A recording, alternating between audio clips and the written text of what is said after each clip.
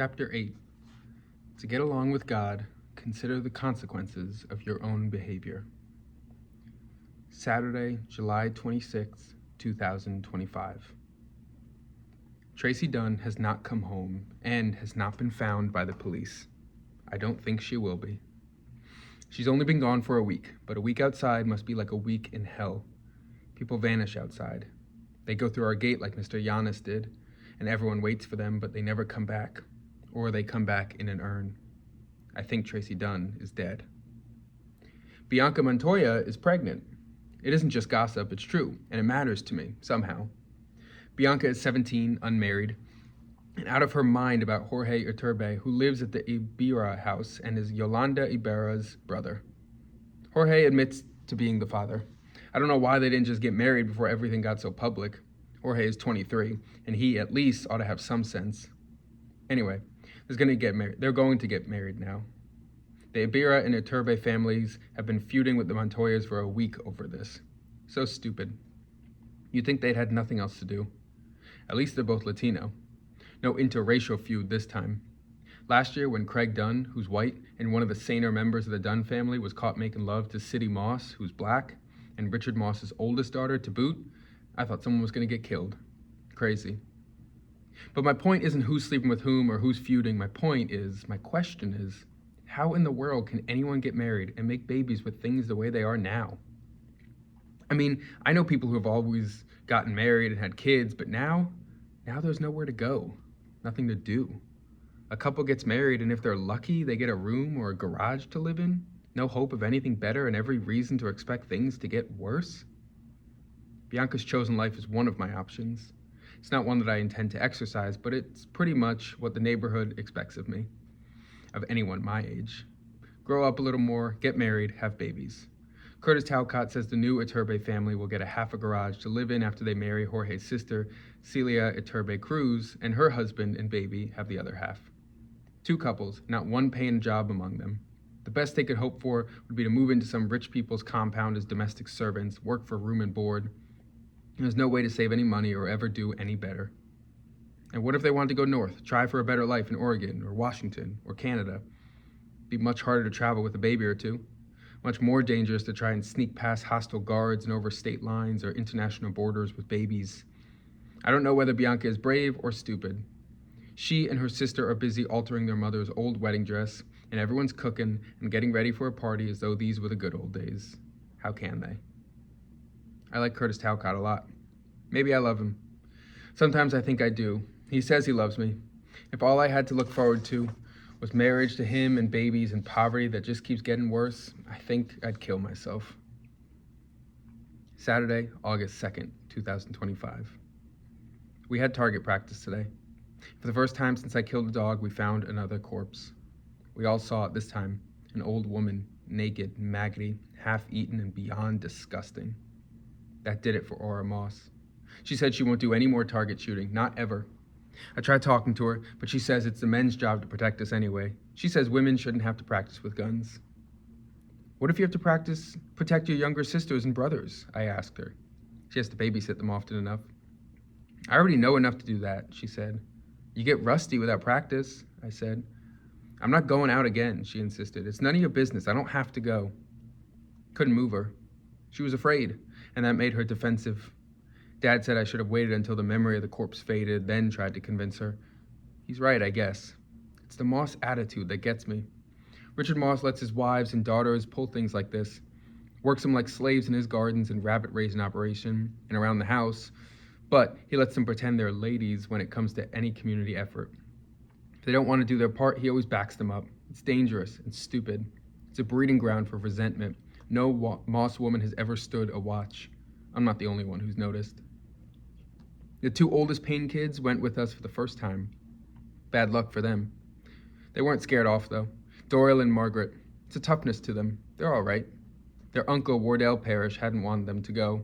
He had made nasty comments about Dad's ego, about private armies and vigilantes, and about his taxes. How he had paid enough in his life to have a right to depend on the police to protect him. Blah, blah, blah. He's a strange, solitary, whiny man. I've heard that he used to be wealthy. Dad agrees with me that he can't be trusted. But he's not Doyle and Margaret's father. And their mother, Rosalie Payne, doesn't like anyone telling her how to raise her 5 kids. Only power she has in the world is her authority over her children and her money. She does have a little money, inherited from her parents. Her brother has somehow lost his.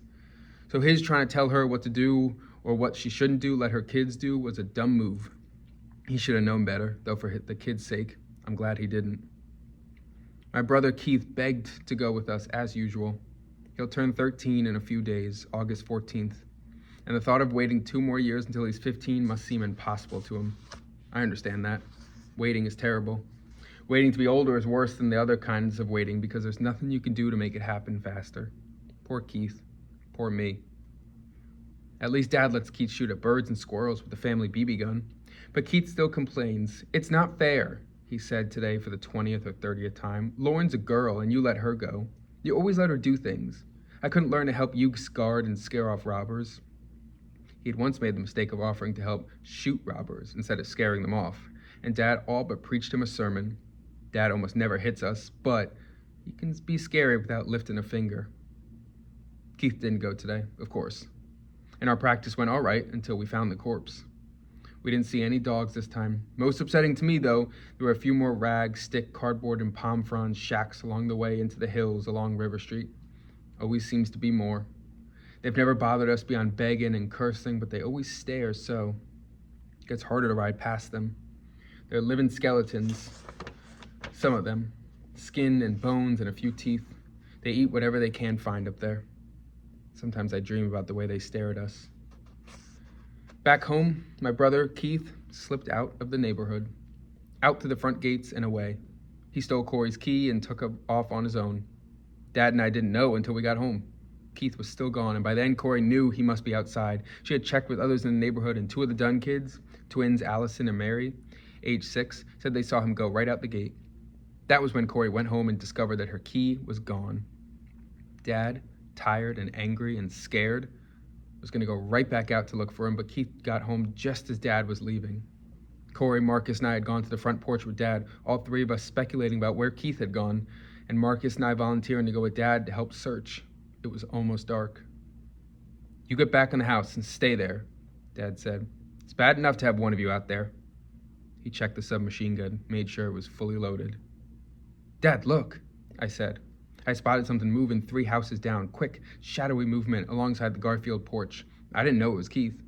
I was attracted by its furtiveness. Someone was sneaking around, trying to hide. Dad was quick enough to see the movement before it was hidden by the Garfield house. He got up at once, took the gun, and went to check. The rest of us watched and waited. Moments later, Corey said she heard an odd noise in the house. I was too focused on Dad and what was going on outside to hear what she heard or to pay any attention to her. She went in, Marcus and I still on the porch, when she screamed. Marcus and I glanced at each other, then at the front door. Marcus lunged for the door. I yelled for Dad. Dad was out of sight, but I heard him answer my call. Come quick, I shouted. Then I ran into the house. Corey, Marcus, Bennett, and Gregory were in the kitchen, clustered around Keith. Keith was sprawled, panting, on the floor wearing only his underpants. He was scraped and bruised, bleeding and filthy. Corey knelt beside him, examining him, questioning him, crying. What happened to you? Who did this? Why did you go outside? Where are your clothes? What? Where's the key you stole? Dad cut in. Did they take it from you? Everyone jumped, looked up at Dad, then down at Keith. I couldn't help it, Keith said, still panting. I couldn't, Daddy. There were 5 guys. So they got the key. Keith nodded, careful not to meet Dad's eyes. Dad turned and strode out of the house, almost at a run. It was too late now to get George or Brian Hugh to change the gate lock. That would have to be done tomorrow, and new keys made and passed out. I thought Dad must be going out to warn people and to put more watchers on duty. I wanted to offer to help alert people, but I didn't. Dad looked too angry to accept help from one of his kids right then. And when he got back, Keith was in for it. Was he ever in for it? A pair of pants gone, and a shirt, and a pair of shoes? Corey had never been willing to let us run around barefoot the way a lot of kids did, except in the house. Her definitions of being civilized did not involve dirty, heavy, calloused feet any more than they involved dirty, diseased skin. Shoes were expensive, and we were grown out of ours, but Corey insisted. Each of us had at least one pair of wearable shoes in spite of what they cost, and they cost a lot. Now, money would have to be found to get an extra pair for Keith. Keith curled up on the floor, smudging the tile with blood from his nose and mouth, hugging himself and crying now that Dad was gone. It took Corey 2 or 3 minutes to get him up and half carry him to the bathroom. I tried to help her, but she stared at me like I was the one who beat him up, so I let them alone. It wasn't as though I wanted to help. I just thought I should. Keith was in real pain. It was hard for me to endure sharing it. I cleaned up the blood so no one would slip in it or track it around. Then I fixed dinner, ate, fed the 3 younger boys, and put the rest aside for Dad, Corey, and Keith. Sunday, August 3rd, 2025. Keith had to confess what he had done this morning at church. He had to stand up in front of the whole congregation and tell them everything, including what the 5 thugs had done to him. Then he had to apologize to God, to his parents, and to the congregation that he had endangered and inconvenienced. Dad made him do that over Corey's objections. Dad never hit him, though last night he must have been tempted. "Why would you do such a thing?" he kept demanding. "How could any son of mine be so stupid? Where are your brains, boy? What did you think you were doing? I'm talking to you. Answer me." Keith answered and answered and answered, but the answers never seemed to make sense to Dad. "I ain't no baby no more," he wept. Or, "I wanted to show you, just wanted to show you. You always let Lauren do stuff." Or, "I'm a man. I shouldn't be hiding in the house, hiding in the wall. I'm a man." It went on because Keith refused to admit he had done anything wrong. He wanted to show he was a man, not a scared girl. It wasn't his fault that a gang of guys jumped him, beat him, robbed him. He didn't do anything. It wasn't his fault. Dad stared at him in utter disgust. "You disobeyed," he said. "You stole. You endangered the lives and the property of everyone here, including your mother, your sister, and your little brothers. If you were the man you think you are, I'd beat the hell out of you." Keith stared straight ahead. "Bad guys come in even if they don't have a key," he muttered. "They come in and steal stuff. It's not my fault." It took Dad 2 hours to get Keith to admit that it was his fault. No excuses. He'd done wrong. He wouldn't do it again. My brother isn't very smart, but he makes up for it in pure stubbornness. My father is smart and stubborn. Keith didn't have a chance, but he made Dad work for his victory. The next morning, Dad had his revenge. I don't believe he thought of Keith's forced confession that way, but Keith's expression told me he did. "How do I get out of this family?" Marcus muttered to me as we watched. I sympathized. He had to share a room with Keith, and the 2 of them, only a year apart in age, fought all the time. Now, things would be worse. Keith is Corey's favorite. If you asked her, she would say she didn't have a favorite, but she does. She babies him and lets him get away with skipping chores, a little lying, a little stealing.